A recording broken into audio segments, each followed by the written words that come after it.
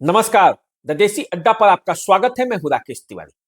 देखिए, कभी कभी राजनीति में कुछ नाम ऐसे होते हैं जो सत्ता नहीं बल्कि संघर्षों के लिए जाने जाते हैं, जो कुर्सी नहीं बल्कि अपने सिद्धांतों को अहमियत देते हैं।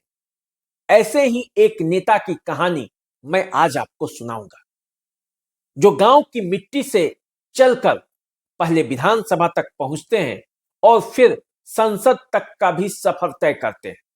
वो कोई और नहीं है, वो नेता है महाराजगंज के पूर्व सांसद और महाराजगंज से 5 बार विधायक रहे उमाशंकर सिंह, जिन्हें क्षेत्र के लोग आज भी नेताजी के नाम से जानते हैं। कम लोग ही उनका नाम रखते हैं, आज भी कहते हैं नेताजी।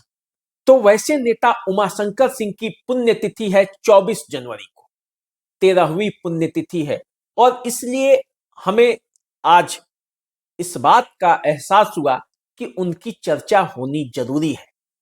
उनके चाहने वाले भी इस इंतजार में होंगे कि आखिर उमाशंकर सिंह ने जो किया, 77 से लेकर 2005 तक विधानसभा में और फिर 2009 से 2013 तक लोकसभा में, उसकी चर्चा तो होनी ही चाहिए। तो देखिए, सिवान जिले के रेनुआ गांव से निकलकर महाराजगंज विधानसभा क्षेत्र से प्रतिनिधित्व करने वाले उमाशंकर सिंह कोई साधारण नेता नहीं थे। वो हमेशा दबे कुचलों की आवाज बने। क्षत्रिय छत्रप के रूप में उन्हें पहचान तो जरूर मिली थी, लेकिन वो सबके नेता थे। और इसीलिए आप देखेंगे तो 77 से लेकर लगातार 95 तक 4 बार विधानसभा पहुंचे। इस बीच कई प्रयास हुआ कि उमाशंकर सिंह को महाराजगंज विधानसभा क्षेत्र में हरा दिया जाए, लेकिन कोई हरा नहीं पाया। उमाशंकर सिंह अपने लोकप्रियता, अपने कार्यों के बल पर लगातार 77 से जीतते रहे 95 तक। वर्ष 1995 में बैद्यनाथ पांडे ने उमाशंकर सिंह को पराजित किया, और उस पराजय के पीछे भी एक कहानी थी। किस तरह से लालू यादव के जो आरक्षण मंडल कमीशन का जो हवा था, उसमें किस तरह से चक्रव्यूह में फंसाकर उमाशंकर सिंह को हराया गया, ये सब कोई जानता है। लेकिन 95 से 2000 आते आते फिर से उमाशंकर सिंह की खोज उस क्षेत्र के लोगों ने कर ली, और फिर से 2000 में उमाशंकर सिंह चुनाव जीतते हैं। 2005 में वो चुनाव फिर से हारते हैं विधानसभा का, लेकिन 2009 के लोकसभा चुनाव में आरजेडी के टिकट पर उमाशंकर सिंह महाराजगंज से चुनाव लड़े और दिग्गज नेता प्रभुनाथ सिंह को पराजित कर दिया। प्रभुनाथ सिंह का एक रुतबा था क्षेत्र में, क्षेत्र के लोगों के बीच, और उस रुतबे को उमाशंकर सिंह ने तोड़ा।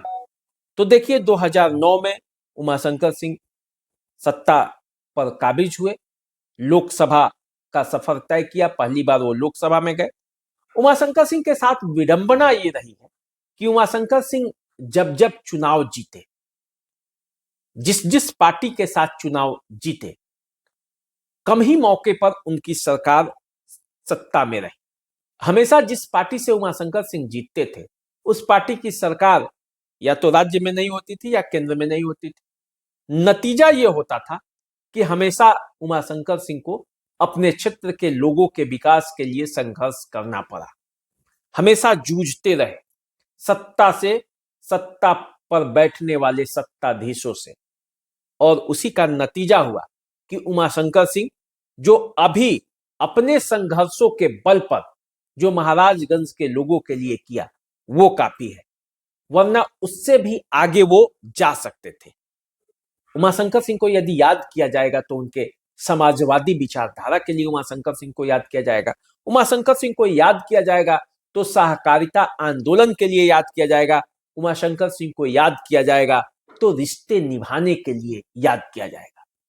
यदि आप देखेंगे तो उमाशंकर सिंह भले महाराजगंज के विधायक थे, लेकिन उनके संबंधों के तार देश के बड़े बड़े नेताओं से जुड़े हुए थे। उमाशंकर सिंह महाराजगंज में रहकर भी देश के बड़े बड़े नेताओं से अपना संबंध जोड़ के रखे थे। पूर्व प्रधानमंत्री चंद्रशेखर से उनका निजी संबंध था, घरेलू संबंध था। जो वर्तमान में रक्षा मंत्री हैं राजनाथ सिंह, उनसे उनका बेहतर संबंध था। उनका संबंध दिग्विजय सिंह से था। उनका संबंध भैरव सिंह शेखावत से लेकर और देश के बड़े बड़े नेताओं से था। कहा तो जाता था कि उमाशंकर सिंह क्षत्रियों के बड़े नेता हैं, लेकिन उमाशंकर सिंह का जब क्षेत्र में आप बात करेंगे तो उमाशंकर सिंह हर वर्ग के नेता थे। उमाशंकर सिंह के पुत्र जितेंद्र स्वामी की माने तो उमाशंकर सिंह हर वर्ग के नेता थे। तो देखिए 24 तारीख को उमाशंकर सिंह की पुण्यतिथि है 13वीं, और इस पुण्यतिथि के आयोजन को लेकर उनके पैतृक गांव रेनुआ में तैयारी चल रही है। कुंवर वाहिनी के जो अध्यक्ष हैं और उमाशंकर सिंह के बेटे हैं बीजेपी के बड़े नेता जितेंद्र स्वामी, उनके देख रेख में रेनुआ गांव में 13वीं पुण्यतिथि उमाशंकर सिंह की मनाई जाएगी और इसी की तैयारी चल रही है, जोरों शोरों से चल रही है। लोग अपने नेता को याद करने के लिए तैयारियों में जुटे हुए हैं।